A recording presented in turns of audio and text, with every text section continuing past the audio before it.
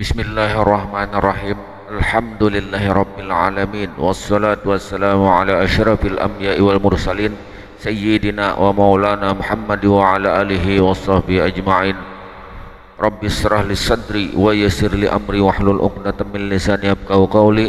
Rabbi ighfirli wa liwalidayya warhamhuma kama rabbayani shaghira. Assalamualaikum warahmatullahi wabarakatuh. Zikir sir atau zikir rahasia bisa disebut juga dengan zikir sirrul asrar. Maksud rahasia ini bisa dipahami dan disadari bahwa yang wujud ini adalah sebenarnya kenyataan diri Tuhan, itu yang sebenar-benarnya. Jadi zikir sir atau hu itu tidak menyebut dan melepaskan kalimat zikir lagi, tidak ada mengatakan la ilaha illallah, tidak ada lagi menyebut Allah Allah, tidak ada lagi menyebut hu Allah. Cukup memahami dan menyadari, merasakan bahwa segala yang wujud ini, inilah kenyataan daripada nyatanya diri Allah subhanahu wa ta'ala.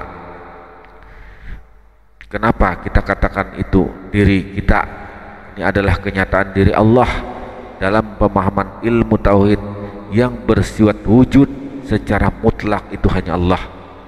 Kalaulah Allah yang bersifat wujud secara mutlak, itu artinya maknanya hanya Allah yang ada, cuma Allah yang ada semata-mata.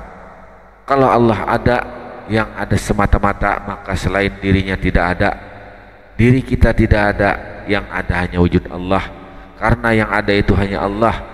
Kalaulah selain dirinya tidak ada, yang ada cuma Allah, maka diri kita ini apa bagi Allah? Diri kita ini apa fungsinya bagi Allah? Kalau diri kita ini tidak ada dan yang ada hanya Allah.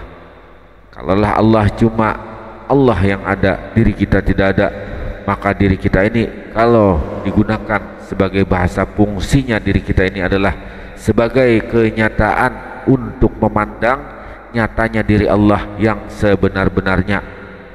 Kalaulah diri kita ini adalah kenyataan untuk memandang diri Allah yang sebenar-benarnya, ketika itulah yang sebenar-benarnya yang ada itu secara mutlak hanya Allah subhanahu wa ta'ala semata-mata. Namun kita tidak boleh mengaku Allah, tidak boleh mengaku Tuhan, tidak boleh pula kita ingin menjadi Allah, tidak boleh pula kita merampok haknya Allah. Jadi yang bersifat wujud ini hanya Allah.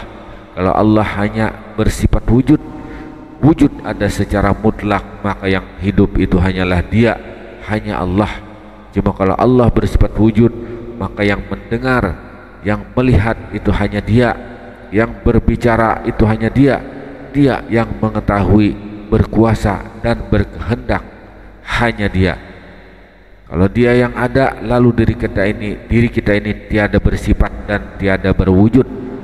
Kalau dikatakan diri kita ini tiada bersifat, itu artinya diri kita ini tiada melihat, dan tiada melihat itu berarti diri kita ini buta. Diri kita ini tiada mendengar berarti tuli.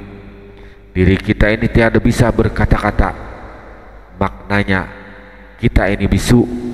Diri kita ini tiada berilmu, tidak memiliki ilmu, yang artinya diri kita ini adalah bodoh. Diri kita ini tiada berkuasa, tiada berkehendak, berarti diri kita ini sangat lemah dan papa. Diri kita ini tiada hidup, tidak memiliki hidup, berarti diri kita ini mati. Inilah yang dikatakan diri kita sudah la haula wala quwata illa billahil aliyil azim, yang memahami sesungguhnya tiada diri kita, tiada kuasa kita, tiada melihat kita, tiada mendengar kita. Jadi yang bersifat, yang berwujud hanya Allah.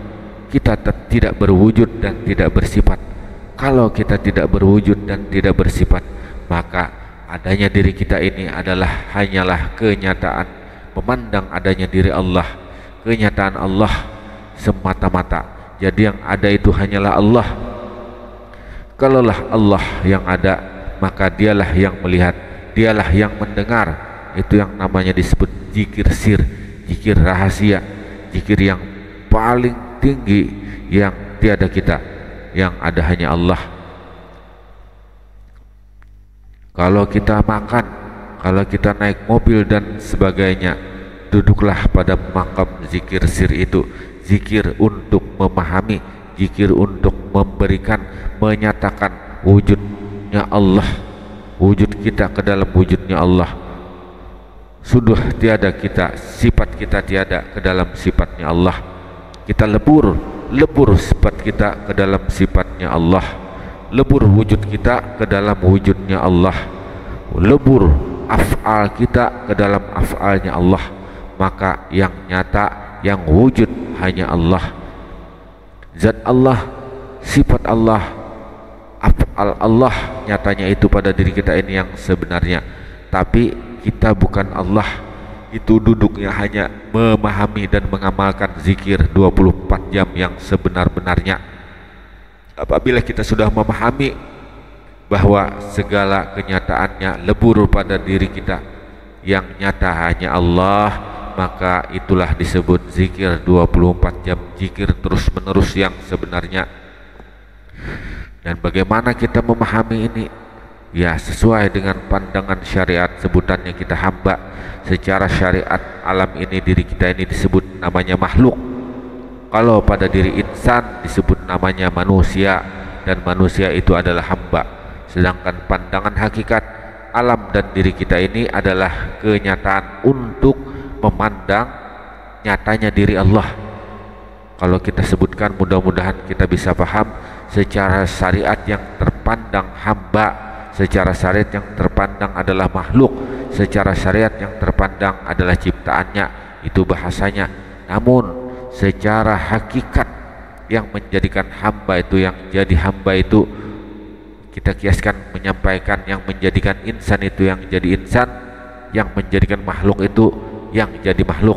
Siapa yang menjadikan hamba dan makhluk itu? Tiada lain adalah Allah Subhanahu wa ta'ala.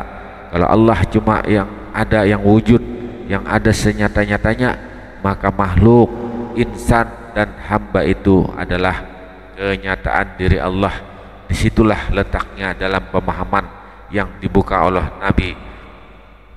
Allah berganti bentuk dan rupa saja, dalam bentuk rupa yang berbeda, namun hakikatnya segala bentuk dan rupa tiada lain nyatanya akan dirinya. Maka pandanglah Allah dari setiap apa yang dipandang oleh mata. Pandanglah Allah apa yang dilihat oleh mata, sehingga setiap mata memandang, tiada lain yang terpandang hanyalah Allah Subhanahu wa ta'ala. Kalau di dalam bahasa Al-Quran, Allah dia bersama, Allah bersama kamu di mana saja kamu berada. Makanya di mana kamu, di situ ada aku, karena kamu itu adalah nyatanya diri aku, kata Allah Subhanahu wa ta'ala. Wallahu a'lam bishawab. Assalamualaikum warahmatullahi wabarakatuh.